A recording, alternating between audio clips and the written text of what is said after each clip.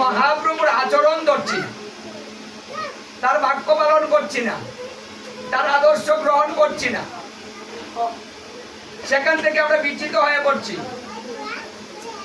এই জন্য তিনি নিজে এসে বললেন, ওই তিনাদুপি শুনি যেন তরুরূপা সহিষ্ণু না অমানি নামানদেন অকীর্তনিয়া সদা হরি। এই কথাটা তিনি কেন বললেন? নিজেকে কেন উঠিয়ে নিলেন বৈষ্ণব থেকে? এই কারণে যে বৈষ্ণব হওয়া তো সহজ নয়। প্রসাদ বুঝি হলেই সে বৈষ্ণব হয়? কে বলেছে?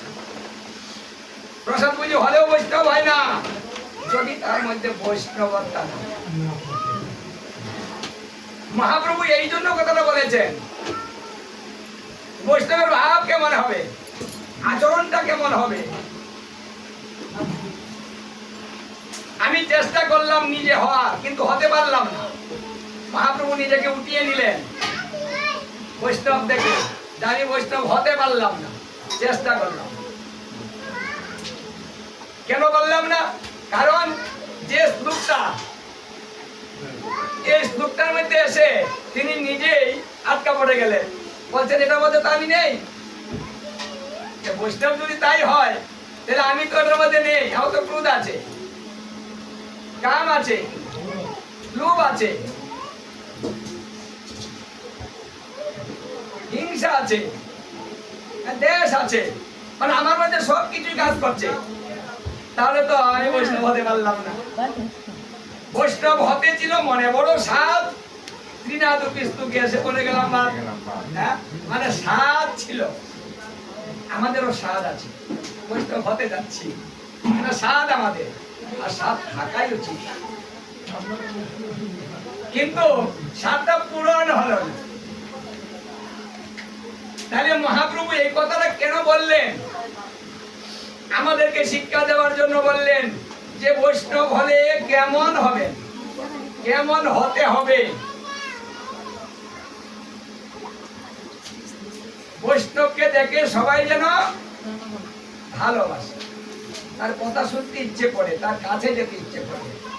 আর আমরা এই সমাজের মধ্যে এমন একটা বৈষ্ণব সমাজ হয়েছি, বৈষ্ণব দেখলে দূর থেকে ভক্তি করে, কাছে আসে, ভয় পায়। বৈষ্ণব দেখলে ভালোবাসা, এখন ভয় চলে এসেছে। না জানি বৈষ্ণবরা কি করে বসে থাকে, ঠিক নেই।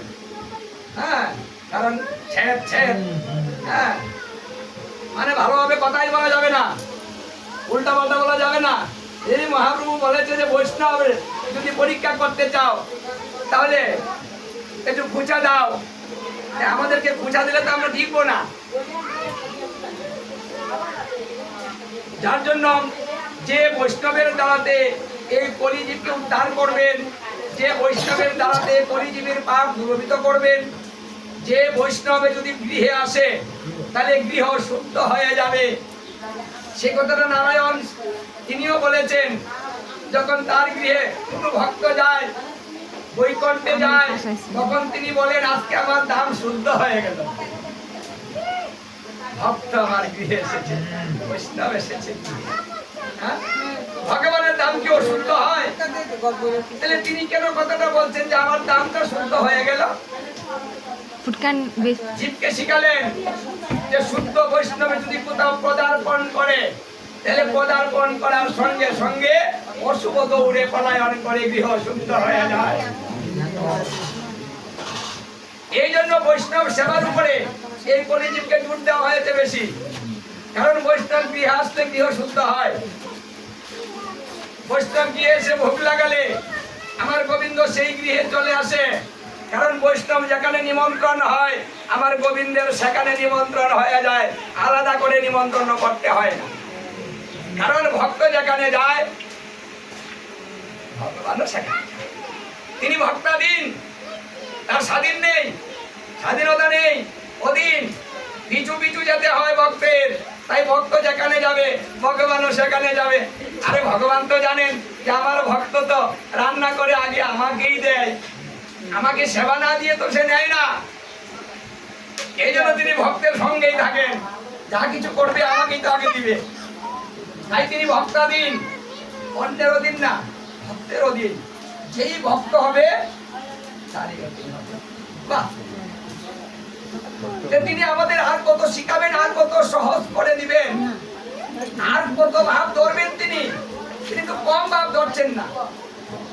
আমাদের জন্য তিনি যুগে যুগে অবতীর্ণ হচ্ছে, অবতার গ্রহণ করছেন, ভাবের পরিবর্তন করছেন, শুধু জীবের চিন্তা করে, আমাদের মঙ্গলের চিন্তা করে। কারণ আমরা মায়ায় বদ্ধ, আমাদেরকে কিভাবে উদ্ধার করবেন চিন্তা কিন্তু ওনাকেই করতে হচ্ছে, আমরা করছি না। আমাদের চিন্তা আমাদের নেই। যদি আমাদের চিন্তা থাকতো তাহলে তো আমরা ছোট থেকেই ভগবানের ভক্ত হয়ে যেতাম, হ্যাঁ, ভগবানের নির্দেশ আদেশ পালন করতাম। তাহলে আমরা করছি না কেন? কারণ আমাদের ভিতরে ওই চিন্তাটা এখনো আসে। তাই ভগবান স্বয়ং নিজে পৃথিবীতে এসে আমাদের সেটা শিক্ষা দেওয়ার জন্য ভাবের পরিবর্তন করেন, রূপের পরিবর্তন করেন। কিসে কল্যাণ হবে সেই কল্যাণটা নিজের হাতে তিনি জড়িয়ে দেন। এই জন্য কলিজীবের কল্যাণ সহজে যেন হয়। বৈষ্ণব সেবা, বৈষ্ণব নিমন্ত্রণ, গীতা ভাগবত, মানে সহজ একটা পদ্ধতি শিক্ষা দিয়ে গেলেন যে তুমি তো কলিজীব, কিছু করতে পারো না, কারণ তোমার সময় নেই, তোমার অর্থ নেই, তোমার সামর্থ্যের অভাব, তোমার মনের অভাব। তাই এই অভাবের মধ্যে থেকে যেন আমরা তার কাজ করতে পারি, তাকে ভালোবাসতে পারি, তাকে আমাদের করে নিতে পারি, সে ব্যবস্থাটাই তিনি করে দিলেন। আমাকে খুশি করতে অন্য কিছুর প্রয়োজন নেই, আমার নামেই যথেষ্ট। মানে তার নাম দিয়েই তাকে খুশি করতে, অন্য কিছু দিয়ে নয়। তাইলে গৃহে যদি বছরে একবার একটা বৈষ্ণব সেবা দেওয়া হয়, তাহলে সেই গৃহে অশুভ থাকে না। আমরা কেন কাজটা করতে পারি না? এমন তো বলা হয়নি যে অনেক বৈষ্ণব লাগবে, বলেছে একজন বৈষ্ণব সেবা করা হবে। একজন বৈষ্ণব সেবা করালে 1 কোটি ব্রাহ্মণ পূজন হয়। তাহলে আমরা কি একজন বৈষ্ণব সেবা করাতে পারবো না? এই সামর্থ্য কি নেই আমাদের? আমরা কিন্তু পারি, কিন্তু কেন করি না? কারণ সেই মনটা করার জন্য মনের দরকার, কিন্তু সেই মন নেই। সেই মন হরণ করেছে কলি, জম। এদিন ঝামেলা বেড়ে যায়। দেখবেন বাড়িতে যদি কিছু হয় বা কোথাও বৈষ্ণব সেবা হয়, ওদিন দেখবেন ঝামেলা অনেক বেশি। কীর্তনে যাবেন, অনেক ঝামেলা। গীতা ভাগবতে যাবেন, অনেক ঝামেলা। হ্যাঁ, অন্যদিন ঝামেলা কম থাকে, কিন্তু ওদিন বেড়ে থাকে। কারণ ওদিন ওই অশুভ শক্তিগুলা সংসারে প্রাধান্য বিস্তার করে, যার জন্য মন আমাদের বিচলিত হয়ে যায়, আসতে পারি না, চেষ্টা করি। এই জন্য গোবিন্দ আরেকটা ব্যবস্থা করে দিলেন, যদি কেউ কোনো কারণবশত আসতেও না পারে, গৃহে থেকে যদি মনটা আমাকে দেয়, তবু কৃপাটা তার বাড়িতে পৌঁছে। এটা আরেক ব্যবস্থা। এই কথাটা সনত কুমারকে স্বয়ং কৃষ্ণ বলেছিল, হে সনত কুমার, গীতা ভাগবত যেখানে শ্রবণ হবে সেখানে যদি কেউ যায়, আমি তাদেরকে কৃপা তো করি, সবাইকে কৃপা করি। যদি কেউ যেতে না পারে, যদি মন দেয়, আমি তাকেও কৃপা করি। এবারে ধর্মটা হচ্ছে মনের উপরে নির্ভর। মন দিয়ে ধর্ম, ধন দিয়ে নয়, মন দিয়ে, বনে নয়, মনে। আগে ছিল বনে ধর্ম, বনে চলে যেতে হতো, আর এখন মনের মধ্যে ধর্ম, কোথাও যেতে হবে না। মনটাকে নিয়ে গড়ে থাকুন, মন সাজিয়ে বসুন, আপনার ধর্ম যেখানে খুশি সেখান থেকে করতে পারে। কারণ এই নামে যথাযথা লয়, স্থান কাল পাত্র নাই, সর্বসিদ্ধি হয়। যেভাবে খুশি মন নিয়ে বসুন, কারণ মন হচ্ছে সমস্ত ইন্দ্রিয় রাজা। তাই মন যেদিকে যায় তার পিছু পিছু সবাই যায়। তাই আমাদের এবার মনের উপরেই জোর দেওয়া হয়েছে। মন না দিলে ধর্ম ভালো হয় না, রান্না ভালো হয় না, কাজ ভালো হয় না, মানে কোনো কিছুতেই ভালো কিছু আসে না মন না থাকলে। এই জন্য এই বৈষ্ণব সেবা দিবেন, একজন সেবা করান কিন্তু মনটা দেন, ধনটা না মনটা দেন। ভাগবতে দশম স্কন্ধে ৩য় খণ্ডে নারদ মুনি বললেন কলিজীবের আরেকটা সহজ উপায় আছে, মানে ধর্মের একটা সহজ উপায়, সৎ উপার্জন করা। যারা সৎ উপার্জন করে তাদের ধর্ম অর্ধেক হয়ে যায় সৎ উপার্জনের দ্বারাতেই, আর অর্ধেক করিলে তাদের পূর্ণ ধর্ম হয়। আর যারা অট্টালিকার মধ্যে বাস করে, যাদের পয়সার কোনো হিসাব নেই, কিভাবে আসছে, তাদের ধর্ম অর্ধেক করলে হয় না, পূর্ণ করিতে হয়। ওদের ঝামেলা কিন্তু বেশি, সৎ উপার্জনে ধর্ম করা সোজা। এই জন্য যারা কষ্ট করছেন তারা ভাববেন না যে গোবিন্দ আমাকে ভালোবাসে না তাই আমাকে কষ্ট দিচ্ছে। মানে কেউ কেউ বলে থাকে কথাগুলা, এত বড় ভক্ত হই নাই, আমার মনে নেই ভক্তদেরকে কেন কষ্ট দেন। কারণ গোবিন্দ বলেছেন যদি তুমি আমাকে ভালোবাসো তাহলে তোমাকে আমি পরীক্ষা করব। যারা লেখাপড়া করে না তাদের কি পরীক্ষা হয়? হয় না। যারা লেখাপড়া করে তাদের এই পরীক্ষা হয়। তাই যারা আমার গোবিন্দকে ভালোবাসে তাদেরকে পরীক্ষা নেয়, যারা বাসে না তাদেরকে পরীক্ষা নেয় না। কি করে? আরো অর্থ দেয়, আরো সুখী করে দেয়, আরো অহংকার বাড়িয়ে দেয়, আরো ভালো। এই জন্য সে ভাবে যে আমি যখন গোবিন্দকে ডাকি না আমি আরো ভালো হচ্ছি, তাহলে গোবিন্দের দরকারটা কি? অহংকারটা আরো বেড়ে যায়, আমি তো এমনিই ভালো আছি। কারণ সে ধ্বংসের পথে চলে যাচ্ছে, তার কোনোদিন মুক্তি হবে না।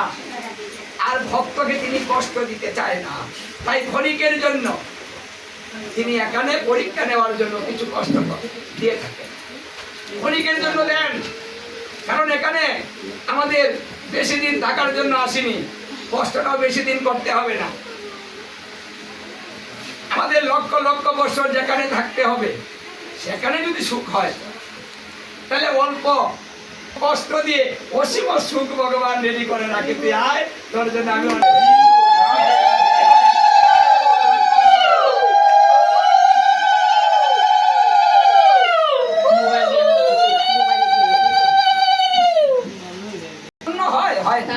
কি হয় আর এ কাজ করবি না, ভালো হয়ে যায়। সন্তানকে শাসন করতে পারে না, তদ্রুপ ভক্তকে যখন গোবিন্দ পরীক্ষা করে কষ্ট দেয় তখন তিনিও সহ্য করতে পারেন না। এই ভক্তের জন্য তিনিও কাঁদেন, আমার ভক্তকে আমি এইভাবে কষ্ট দিচ্ছি, এত অভাব দিচ্ছি। মানে তখন গোবিন্দের মন এই ভক্তকে সুখী করার জন্য তার মন আর ঠিক থাকে, ব্যস্ত হয়ে যায় কিভাবে সুখী করা যায়। পরীক্ষা যখন শেষ হবে সুখ তখন শুরু হবে। মানে পরীক্ষাটা শেষ হবে, রেজাল্টটা তো হবে। সেই রেজাল্টটা যখন হয়ে যাবে, ওই রেজাল্টে যদি আমরা পাস করে নিতে পারি তাহলে আমাদের দুঃখ হবে না, বা সদা আনন্দে ভরে যাবে। এখানেও সুখ হবে, এখানেও সুখ হবে, ইহকাল পরকাল দুকালেই সুখ হবে। কিছুদিনই যদি কেউ ধৈর্য ধারণ করে কষ্টটাকে স্বীকার করে নিতে পারে। এই জন্য বলছে যারা ভক্ত তারা কষ্টকে কষ্ট মনে করে না, অভাবকে অভাব মনে করে না, আঘাতকে আঘাত মনে করে না। এটা হলো ভক্তের স্বভাব। আরো দাও।